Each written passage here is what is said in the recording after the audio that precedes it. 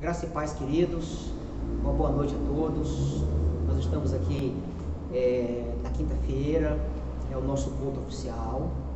Ainda por esta semana estamos preparando aqui em vídeo, em áudio, para enviar para você. E quero convidar você a parar um pouco, tirar um tempo, ou sozinho, ou um casal, ou a família toda, na medida do possível, para a gente meditar na palavra de Deus. A palavra de Deus, ela é viva, ela é eficaz, ela é poderosa, ela é atual, A nossa visualização do ano, a nossa mensagem anual, é essa aqui, a Bíblia atual e eterna, A Bíblia, ela pode passar o céu e a terra, mas a palavra de Deus não passará. Eu quero também dizer a você que nós temos orado pela sua vida, temos abençoado através da oração cada uma aqui, da família El Shaddai, cada uma, da criança ao mais madura, na medida do possível nós temos assistido as pessoas dentro das necessidades, com os devidos cuidados, sanitário, e também convidar você para estar com a gente aqui aos domingos. Nós estamos mantendo o culto presencial aos domingos, às 18h30. Estamos gravando na terça-feira, agora na última terça, o Bispo Elias gravou aqui, enviaram para nós, E hoje eu estou gravando, E no domingo próximo, convidar você e a família, Nosso espaço aqui é bem coerente, o espaçamento, as plataformas com as cadeiras, Então você pode vir com tranquilidade, escolher o lugar mais adequado para sentar e cultuar a Deus, Quero convidar você agora para abrir a palavra de Deus no Evangelho de Lucas. Lucas capítulo 17, no verso 11 em diante, diz assim: E aconteceu que, indo ele a Jerusalém, passava pela divisa entre a Samaria e a Galileia. Ao entrar em certa aldeia, saíram-lhe ao encontro 10 leprosos, os quais pararam de longe e levantaram a voz dizendo: Jesus, mestre, tem compaixão de nós. Ele, logo que os viu, disse-lhes: Ide e mostrai-vos ao sacerdote. E aconteceu que, enquanto iam, ficaram limpos. Um deles, vendo que fora curado, voltou glorificando a Deus em alta voz, e prostrou-se com o rosto em terra aos pés de Jesus, dando-lhe graças. E este era samaritano. Perguntou, pois, Jesus: Não foram 10 limpos? E os 9 onde estão? Não se achou quem voltasse para dar glória a Deus, senão este estrangeiro? E disse-lhe: Levanta-te e vai, a tua fé te salvou. É uma escritura conhecida. Nós a definimos como a cura dos 10 leprosos, E de antemão a gente já introduz dizendo que a lepra, para aquele momento, era algo incurável, não tinha cura. Hoje é tratada como hanseníase, tem prevenção, tem medicamento, é algo extremamente diferenciado hoje. Mas para aquela época era uma doença contagiosa, infecto-contagiosa, e os leprosos, eles, num estágio mais avançado, num estágio já de isolamento, eles eram enviados para colônias, deserto, nas cavernas, afastados da cidade, aldeias. Tanto que o texto fala aqui que, ao entrar numa certa aldeia, então essa aldeia aqui com certeza haviam outros leprosos, Então é uma doença para a época incurável, um desafio, para alguém encarar essa doença e vencê-la, ou seja, é um desafio. A segunda coisa que a gente considera aqui é que Jesus está passando como que numa região fronteiriça entre a Samaria e a Galileia. Então Jesus está passando ali numa região fronteiriça, ele está de passagem ali por aquela região, tá certo? E também dizer a você que os samaritanos, eles são os remanescentes das 10 tribos do norte do reino de Israel. O reino de Israel foi tomado cativo pelos assírios. Os assírios, um povo muito ruim, muito mau, muito belicoso, praticamente exterminou as 10 tribos, e quando esses remanescentes retornaram para a terra de Israel, ali na Samaria, né, eles estabeleceram no Monte Gerizim um local de adoração, um local de culto, né, um local onde os samaritanos cultuavam ao Deus Todo-Poderoso, ao Deus de Israel. Porém, havia uma rixa, havia uma disputa, uma briga muito grande entre judeus e samaritanos, né? Os judeus, eles acreditavam na lei salvo o profeta, a Torá, mas a tradição rabínica, né? Havia a interpretação rabínica dos textos bíblicos, e eles acreditavam. Já os samaritanos não. Os samaritanos acreditavam somente nos 5 livros da lei, do Pentateuco. Eles não acreditavam, e até acusavam os judeus, os doutores, de terem acrescentado, terem inventado aquela escritura. Então havia um problema espiritual, havia um problema social entre eles, um problema ideológico. Então havia uma disputa acirrada entre esses dois grupos, apesar de todos serem judeus, de todos serem hebreus, mas havia uma disputa. Então Jesus, ele está diante de 10 leprosos, homens portadores de uma doença infecto-contagiosa, incurável. Jesus está numa região fronteiriça entre Samaria e Galileia, e está diante de um problema entre samaritanos e judeus. Então você percebe que Jesus entrou na cova dos leões, ele está pisando no lugar de terreno minado, né? Ou seja, onde ele está pisando é terreno melindroso. E aí vai se desenvolver toda essa narrativa. Diz o texto que os leprosos, de longe, aproximaram de Jesus. De longe, gritaram, que já era uma norma sanitária, eles não aproximar das pessoas, não tocar, não pegar, já era norma sanitária. Ou seja, eles já tinham passado pelo sacerdote. Esses 10 leprosos já tinham passado pela inspeção do sacerdote, ou dos sacerdotes, e já tinham sido enviados para a colônia de leprosos. Então eles já passaram pela mão do sacerdote uma vez. Ok? Então eles, de longe, diz o texto, os leprosos começaram a gritar, a chamar a atenção de Jesus. Diz o texto, no capítulo 17 de Lucas, no verso 13, que eles gritaram: Jesus, mestre, tem compaixão de nós. Ou seja, eles atraíram Jesus, se aproximaram de Jesus pela fala, pelo grito.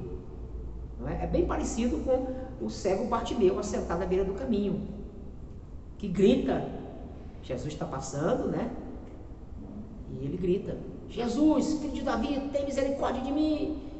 E ele grita mais uma vez. Os discípulos tentam abafar ali a fala do cego, a multidão ali tenta tirar o cego de cena, mas Jesus para e dá atenção para Bartimeu. E Bartimeu acabou sendo curado daquela doença, né?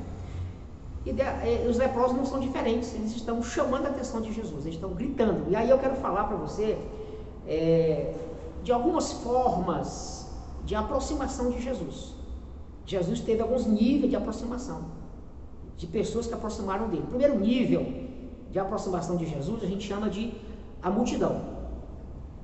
Praticamente onde Jesus estava tinha uma multidão, um grupo de gente, muita gente aproximava de Jesus, cada um com as suas motivações, os seus objetivos, cada um buscando seus interesses. Então o primeiro nível de aproximação de Jesus é a multidão.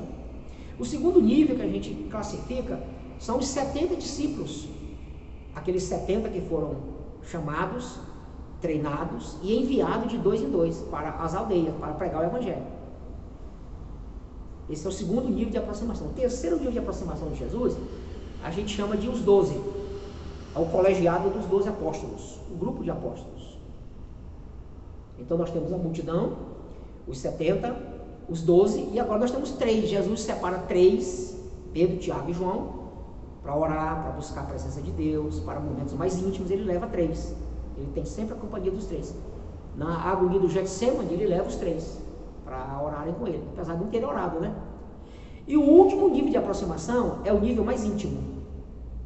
É João, o apóstolo João, o jovem apóstolo, o jovem discípulo, que reclinava no tórax de Jesus, E a gente costuma dizer que ele tinha acesso às batidas do coração de Jesus. Então, ou você está no meio da multidão, eu e você, é claro, né? Estamos no meio da multidão, ou estamos entre os 70, ou estamos entre os 12, ou estamos entre os 3, ou somos aquele e aquela pessoa que procura intimidade com Deus, procura ser mais íntimo de Deus. Então você escolhe, eu escolho, eu que tomo a decisão de escolher, eu quero ser mais íntimo, eu quero estar mais perto, eu quero escutar as batidas do coração de Jesus. E é isso que ele quer. Essa é a vontade de Jesus. Então, falando desse nível de aproximação dos leprosos, quando eles gritam, Jesus lhes dá atenção. Jesus para, como ele parou para atender Bartimeu, e diz o texto do verso 14, e logo que os viu, na hora que ele viu, Jesus viu e ouviu. Jesus viu os leprosos e ele ouviu o clamor deles. Meu irmão, Jesus te vê, Jesus enxerga a mim e você, ele sabe quem sou eu, ele sabe quem é você, e ele escuta a nossa oração, ele escuta as nossas petições, ele escuta o nosso clamor. A Bíblia diz que as mãos de Jesus, as mãos do Senhor não estão encolhidas, as mãos não estão encolhidas, que não possa salvar, e os ouvidos não estão tampados, que não possa ouvir. Então as mãos de Jesus estão livres, os braços do Senhor estão livres para salvar, para socorrer, e os ouvidos estão abertos para escutar o seu clamor. Foi assim quando Moisés subiu o monte Sinai, no capítulo 3 de Êxodo. Moisés subiu o monte, Deus falou com ele, mandou tirar as sandálias, lugar santo, e falou: Moisés, olha, o clamor do meu povo subiu até mim, os gritos do povo hebreu lá no Egito chegou até mim, o clamor, o choro, as orações, as intercessões chegaram até mim, e agora eu vou te levantar, te escolhi para você ir lá e libertar o meu povo, e diga a eles que o eu sou te enviou a eles, o Deus de Abraão, o Deus de Isaac, o Deus dos pais deles. Então Deus ouviu o clamor do povo de Israel, ouviu o clamor dos leprosos, e aí Jesus libera uma palavra. Essa palavra liberada da boca de Jesus e escutada pelos leprosos, pelos doentes, vai fazer toda a diferença de agora em diante na narrativa do texto. Jesus disse assim: ide e mostrai-vos ao sacerdote. Ora, a gente tem a escritura que organiza tudo isso aqui em Levítico 14. Vamos lá, voltar a Levítico 14 para você poder entender. Levítico 14 é o terceiro livro da Bíblia, Êxodo, Levítico 14, está aqui, já estou chegando. 14. Lembrando a você que esses leprosos já tinham ido ao sacerdote para serem inspecionados, para serem avaliados na doença deles. Por isso que eles estavam no leprosário. Já estavam considerados impuros. Por isso que eles estavam naquela situação.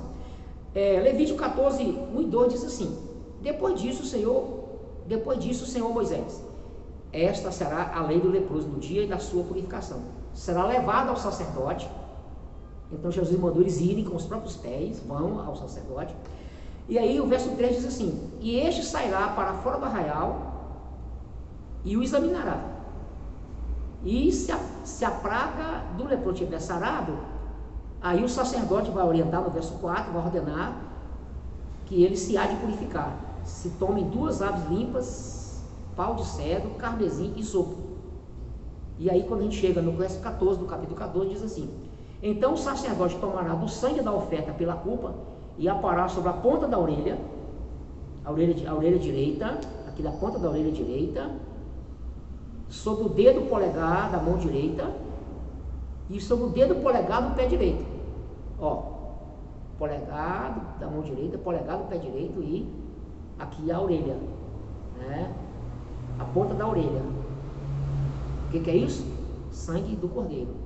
Então, se o sacerdote avaliasse esses leprosos e eles fossem considerados limpos, eles seriam reintegrados à sociedade. Eles poderiam agora voltar a morar numa casa comum, normal, voltar para os parentes, para os familiares. Se algum deles fosse casado, voltar para a esposa, voltar para os filhos.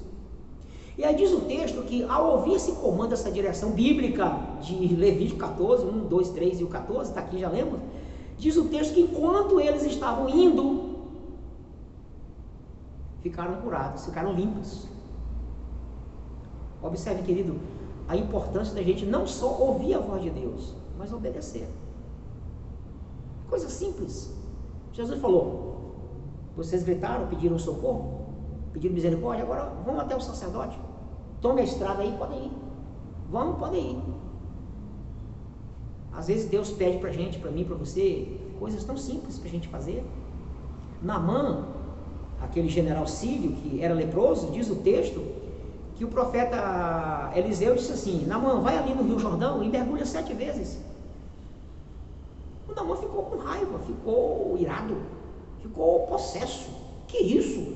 Esse profeta, ao invés de me receber com mais pompa, ao invés de falar alguma coisa comigo, mandou foi um recado. E eu vou tomar banho nesse rio Jordão, um riozinho poluído. Lá na Síria eu tenho rios muito mais caudalosos, muito mais limpos. Sabe quem é que fez uma intervenção dessa raiva do Naamã? Os empregados, os servos. O texto diz assim, os servos falaram, meu pai, chamando o Naamã de meu pai, meu senhor. Se o profeta tivesse pedido algo difícil para você, você não faria? Sim, eu faria. Então, meu pai, vai lá na água, entra e mergulha. Então, querido, você precisa ficar atento à direção de Jesus, à voz de Jesus, o comando de Jesus para a sua vida. Você precisa ter essa sensibilidade de ouvir a voz de Deus e acatar, por mais simples que seja. Durante a caminhada, nem precisaram chegar lá no sacerdote. Nem precisou chegar, já detectaram que estavam limpos. Os 10, todos foram curados. Então veja bem, se a gente considerar os 10 uma multidão, a gente considerar os 10 um grupo de 70, de 12, ali, um grupo maior, todos foram contemplados. Então, Jesus abençoou todos. Jesus quer abençoar todas as pessoas. Ele quer abençoar todo mundo. Ele não nega benefício aos seus filhos. Deus é amor, é misericordioso, é bondoso, Ele quer te abençoar, Ele quer te socorrer, Ele quer te ajudar. Agora precisa que haja um clamor, ouvir a voz dEle e atender. Agora diz o texto que ao ficarem limpos, diz o verso 15, um deles, olha só, agora aqui a narrativa toma outro rumo. Enquanto agora os 10 estão alegres, pulando, saltitando, está todo mundo feliz, um olhando para o outro, olha, você está limpo, olha, rapaz, olha aí, você está limpo, olha a ponta dos seus dedos, porque a lepra, ela come as periferias, né? Pé, mão, nariz, boca, ela começa comendo pela periferia da pessoa, vai comendo os órgãos, né? os membros pela periferia. E aí, uma celebração, 10 ex-leprosos celebrando, cantando, mas um só, diz o texto, voltou.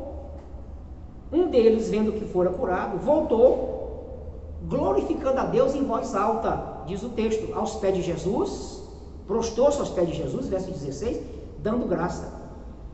Observe, querido, que a mesma voz, o mesmo som, a mesma entonação, empolgação que ele usou para gritar, pedindo socorro, ele gritou agora glorificando. A boca do leproso é a mesma. Os sons que emanam da boca dele é o mesmo. Porém, o coração dele que está diferente. O que mudou foi o coração do ex-leproso. Ele agora volta para agradecer. Ele volta para louvar a Jesus e adorar. Agora, o agravante do texto. Jesus diz assim, e este único que voltou para glorificar e agradecer era samaritano. Olha o problemão que a gente viu no começo, né? Aquela briga entre samaritanos e judeus, aquela disputa religiosa. O local de adoração dos samaritanos era um local de adoração no Monte Gerizim. O Templo de Salomão estava lá em Jerusalém, outro lugar de adoração. E essa situação perdurou até o tempo de Jesus. Esse conflito religioso, espiritual, social, político, ideológico, perdurou até Jesus. Em João capítulo 4, quando Jesus está à beira do poço de Jacó, e a mulher está buscando água, aquela mulher chamada adulta, prostituta. Jesus trava aquele diálogo com ela, aquela conversa entre ele e ela, e durante toda a conversa, Jesus diz assim, mulher, vai chegar a hora e já chegou, que o local de adoração não é mais nem entre os samaritanos, no Monte Gerizim, e nem em Jerusalém, no templo de Herodes. Aí o templo de Herodes é o terceiro templo, né? O segundo templo de Herodes, né? Primeiro foi reformado por Zorobabel, agora o segundo templo que Herodes o Grande reformou, construiu. Aí Jesus arremata para a mulher, olha, porque Deus é Espírito, e importa que os seus adoradores o adorem em espírito e em verdade. Então esse problema de samaritano e judeu durou até Jesus. Mas agora quem voltou para adorar, para glorificar? O estrangeiro. O próprio Jesus questionou no verso 18: não se achou que voltasse para dar glória a Deus, senão este estrangeiro? Então Jesus confronta os judeus religiosos, ele confronta a religiosidade dos judeus. Os judeus se achavam como que donos de Deus, proprietários da lei, dos salmos, dos profetas, né? Eram como que detentores de todo o domínio, de todo o poder, de toda a autoridade, tudo que era reserva de Deus estava nas mãos dos judeus. O samaritano era uma reles, era um segmento de segunda classe e de terceira classe. Mas Jesus choca os judeus, dizendo: olha, quem voltou para glorificar e agradecer foi o estrangeiro, foi um samaritano, aquele que vocês tratam com desdenho, que vocês tratam com certo desprezo, com certo preconceito, ele que voltou. Da mesma forma, Jesus fala na parábola do bom samaritano. Olha, parábola do bom samaritano, olha só. O rapaz está fazendo uma viagem, foi atacado, caído à beira do caminho, ferido, doente, aí o sacerdote passa, o levita passa direto, aí o samaritano vai lá, leva o rapaz para uma estalagem, paga a diária, manda montar as feridas, azeite, e limpa e paga lá até ficar bom. O que Jesus quer dizer com isso, queridos? Que os últimos podem ser os primeiros. Nem todo mundo que diz Senhor, Senhor herdará o reino de Deus. O samaritano voltou para agradecer. Que nós hoje sejamos esse samaritano. Que o tempo que a gente tenha de igreja, de frequentar, de estar na igreja, no espaço físico, de estar na mesma comunidade, que isso não se transforme em algo possessivo, doentio, algo que estraga a nossa vida, a nossa fé. Que a gente não perca a sensibilidade do samaritano. E os 9? Os 9 também foram curados. Eu acredito que nenhum dos 9 voltaram mais a ser leprosos. Não acredito. Foram curados, seguiram suas vidas normal, foram agraciados, foram abençoados, deram testemunho por onde passaram. Mas só um voltou. Aí Jesus arremata a narrativa no verso 19. Disse ele ao ex-leproso que voltou para agradecer, que está ajoelhado, grato: levanta-te e vai, a tua fé te salvou. Olha só, queridos, aqui é a lição crucial do texto. Jesus não queria apenas limpar aquele homem da lepra, e nem os outros 9. Jesus não estava interessado apenas em curar o físico. Jesus não quer apenas nos curar de uma doença, de um problema, de uma coisa no físico, de uma doença, ou resolver um problema nosso qualquer. Jesus agora diz assim: olha, a tua vida espiritual, a tua fé te salvou. A fé, o espiritual, o sobrenatural, o que a gente não pega, que a gente não vê, que a gente não toca, o nosso lado espiritual. Nós somos um espírito que temos uma alma e habitamos um corpo. Nós somos seres espirituais. Cada ser humano é um espírito único. O ruach de Deus foi soprado nas narinas do homem. O sopro de Deus foi soprado nas narinas de Adão, e Adão foi feito alma vivente. E daí nós temos toda a designação, a multiplicação da raça humana. Então eu quero agora, querido, lhe chamar para esse entendimento. Cultive sua vida espiritual. Valorize a salvação que você já obteve através de Cristo Jesus, o perdão dos seus pecados, sua vida nova em Cristo. Não perca a sensibilidade para ouvir a voz de Deus. Seja uma pessoa obediente. Não se torne um religioso, praticante, pragmático. Não se perca na religiosidade. A gente canta na igreja, canta.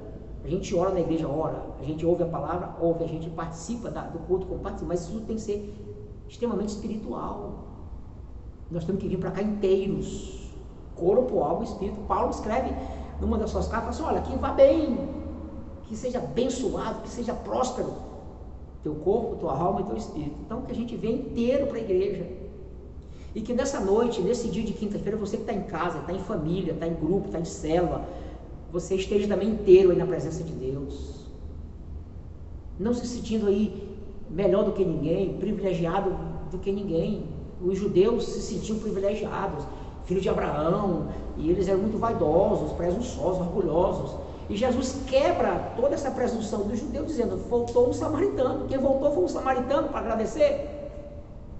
Que a gente seja humilde, que nós sejamos humildes na presença de Deus, que a gente cultive as disciplinas espirituais, do jejum, da oração, e que a gente tenha uma caminhada permanente na presença de Deus. Aqui você tem princípio, meio e fim. Os 10 leprosos encontram com Jesus, é o contato, é a experiência, é o que experimentam ali. Afastam-se de Jesus indo ao sacerdote e um volta, se aproxima, se torna mais próximo, se torna mais íntimo. Eu tenho certeza que a partir de agora ele começou a seguir Jesus. Eu garanto que ele começou a seguir. Não sei se seguiu o resto da vida, ou até Jesus ser crucificado, mas ele está aqui agora no meio da multidão, no meio do povão. Porém, agora no meio do povão, com uma experiência pessoal. Ele está no meio da comunidade aqui agora, mas com uma experiência pessoal, íntima, na presença de Deus. Quero convidar você agora para fechar os seus olhos e curvar sua cabeça. Coloca a mão no seu coração, né?